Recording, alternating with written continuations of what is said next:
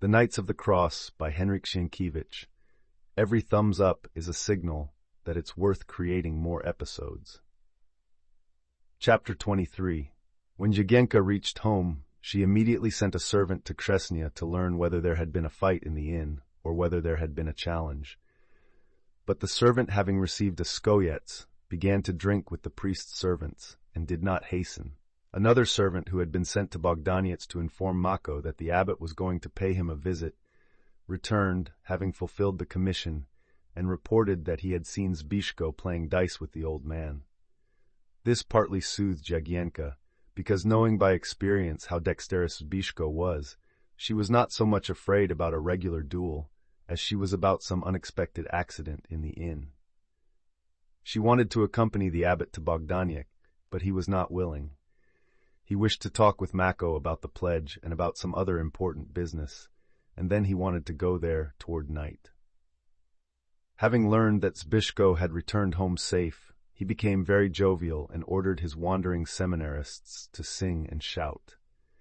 They obeyed him so well that the forest resounded with the noise, and in Bogdaniec the farmers came out from their houses and looked to see whether there was a fire or an invasion of the enemy. The pilgrim riding ahead quieted them by telling them that a high ecclesiastical dignitary was coming. Therefore, when they saw the abbot, they bowed to him, and some of them even made the sign of the cross on their chests. He, seeing how they respected him, rode along with joyful pride, pleased with the world and full of kindness toward the people. Mako and Zbyszko, having heard the singing, came to the gate to meet him. Some of the seminarists had been in Bogdaniec before with the abbot, but others of them, having joined the retinue lately, had never seen it until now. They were disappointed when they saw the miserable house which could not be compared with the large mansion in Zgorzelce. But they were reassured when they saw the smoke coming out from the thatched roof of the house, and they were greatly pleased when, upon entering the room, they smelt saffron and different kinds of meats, and noticed 2 tables full of tin dishes, empty as yet, but enormous. On the smaller table, which was prepared for the abbot, shone a silver dish, and also a beautifully engraved silver cup, both taken with the other treasures from the friezes. Mako and Zbyszko invited them to the table immediately, but the abbot, who had eaten plentifully in Zgorzelce, refused because he had something else on his mind. Since his arrival, he had looked at Zbyszko attentively and uneasily, as if he desired to see on him some traces of the fight, but seeing the quiet face of the youth, he began to be impatient. Finally, he was unable to restrain his curiosity any longer. "Let us go into the chamber," said he, "to speak about the pledge. Do not refuse me. That will make me angry." Here he turned to the seminarists and shouted, "You keep quiet and do not listen at the door." Having said this, he opened the door to the chamber and entered, followed by Zbyszko and Mako. As soon as they were seated on the chests, the abbot turned toward the young knight. "Did you go back to Krzesnia?" asked he. "Yes, I was there." "And what?" "Well, I paid for a mass for my uncle's health, that's all." The abbot moved on the chest impatiently. "Ha!" thought he did not meet Stan and Wilk. Perhaps they were not there, and perhaps he did not look for them. I was mistaken. But he was angry because he was mistaken, and because his plans had not been realized. Therefore immediately his face grew red, and he began to breathe loudly. "Let us speak about the pledge," said he. "Have you the money? If not, then the estate is mine." Mako, who knew how to act with him, rose silently, opened the chest on which he was sitting, and took out of it a bag of grzywian, evidently prepared for this occasion, and said, "We are poor people, but we have the money. We will pay what is right, as it is written in the letter which I signed with the mark of the Holy Cross. If you want to be paid for the improvements, we will not quarrel about that either. We will pay the amount you say, and we will bow to you, our benefactor." Having said this, he kneeled at the abbot's knee, and Zbyszko did the same. The abbot, who expected some quarrels and arguing, was very much surprised at such a proceeding, and not very much pleased with it. He wanted to dictate some conditions, and he saw that he would have no opportunity to do so. Therefore, returning the letter, or rather the mortgage which Mako had signed with a cross, he said, "Why are you talking to me about an additional payment?"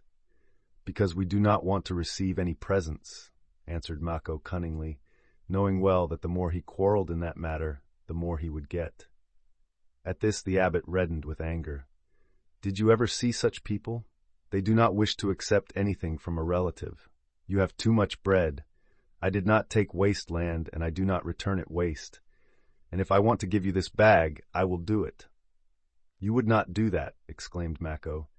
I will not do it. Here is your pledge. Here is your money. I give it because I want to, and had I even thrown it into the road, it would be none of your affairs. You shall see if I will not do as I wish. Having said this, he seized the bag and threw it on the floor so hard that it burst, and the money was scattered. May God reward you. May God reward you, father and benefactor, exclaimed Mako, who had been waiting for this. I would not accept it from anyone else, but from a relation and a spiritual father I will accept it.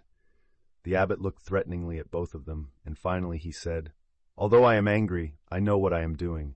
Therefore hold what you have, because I assure you that you shall not have one skoyo more. We did not expect even this. You know that Jagiełło will inherit everything I have. The land also? Asked Mako simply. The land also, shouted the abbot.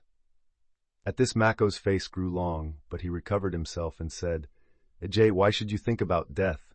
May the Lord Jesus grant you 100 years or more of life, and an important bishopric soon. Certainly. Am I worse than others? Said the abbot. Not worse, but better. These words appeased the abbot, for his anger never lasted long.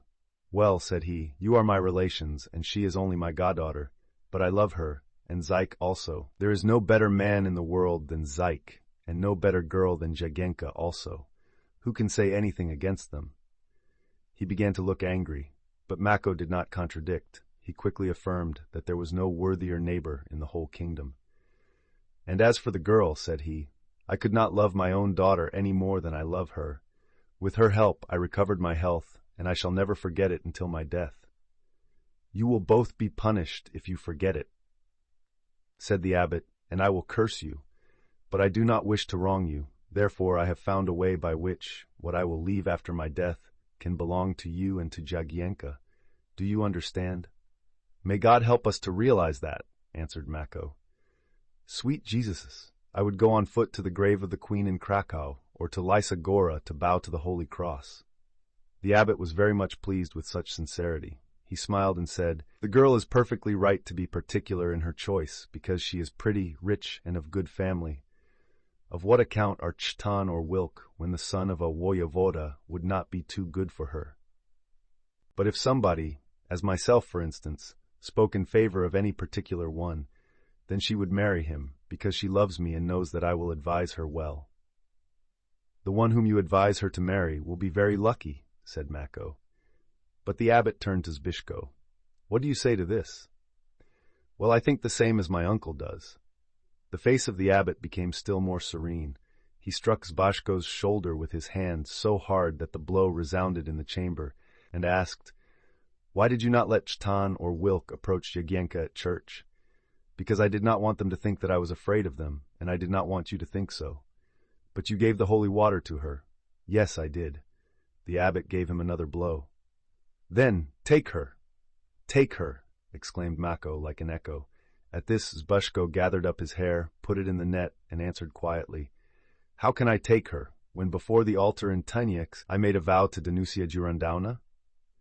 You made a vow about the peacock's tufts, and you must get them, but take Jagiełło immediately. No, answered Zbyszko. Afterward, when Danusia covered me with her veil, I promised that I would marry her. The blood began to rush to the abbot's face, his ears turned blue, and his eyes bulged. He approached Zbyszko and said, in a voice muffled with anger, Your vows are the chaff, and I am the wind. Understand, ought! And he blew on Zbyszko's head so powerfully that the net fell off, and the hair was scattered on his shoulders.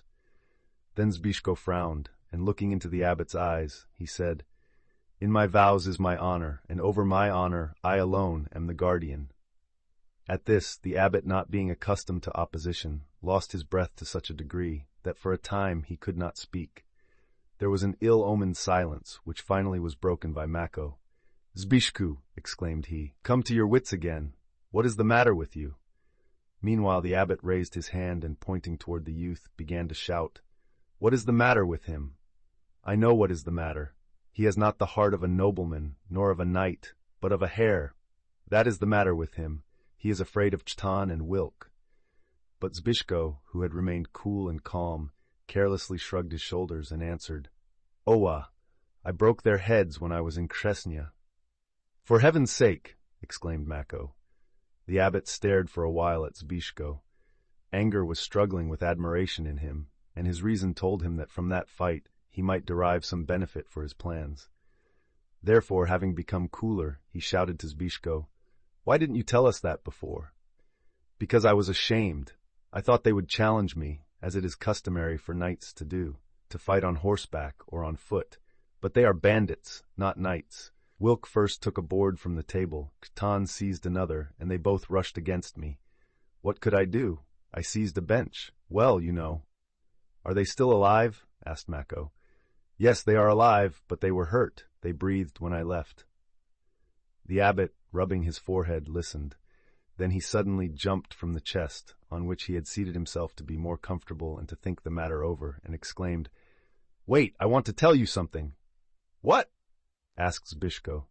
If you fought for Jagiełło and injured them for her sake, then you are really her knight, not Danusia's, and you must take Jagiełło.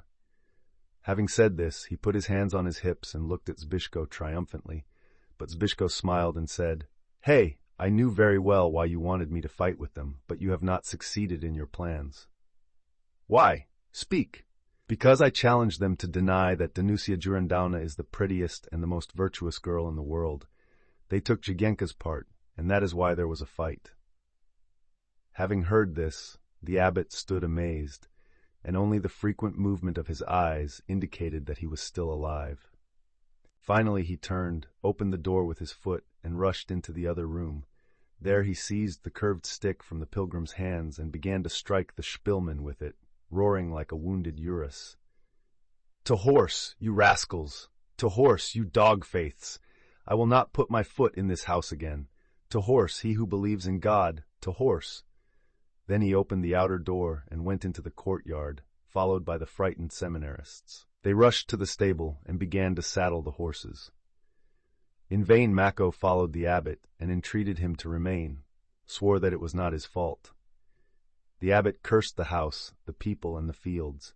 When they brought him a horse, he jumped in the saddle without touching the stirrups and galloped away looking, with his large sleeves filled by the wind, like an enormous red bird. The seminarists rushed after him, like a herd following its leader. Mako stood looking after them for some time, but when they disappeared in the forest, he returned slowly to the room and said to Zbyszko, shaking his head sadly, See what you have done. It would not have happened if I had gone away, and it is your fault that I did not. Why? Because I did not wish to leave you when you were sick. And what will you do now?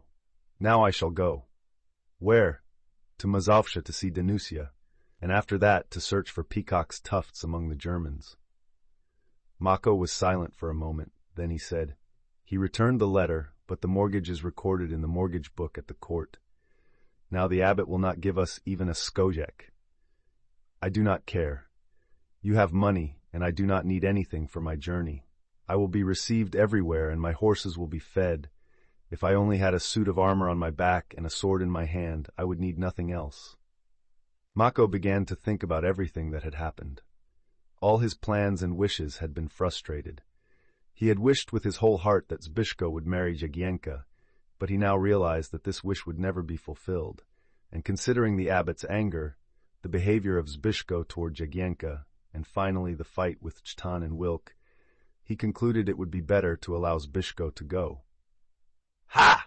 Said he, finally, if you must seek for the peacock's feathers on the heads of the Knights of the Cross, go then. Let the Lord Jesus' will be accomplished. But I must go immediately to Zgorzelets. Perhaps I will succeed in appeasing their wrath if I implore pardon of the abbot and of Zyk. I care especially for the friendship of Zyk. Here he looked into Zbyszko's eyes and asked, Do you not regret Jagiełło? May God give her health and the best of everything, answered Zbyszko. End of part 2, part 3. Remember to subscribe.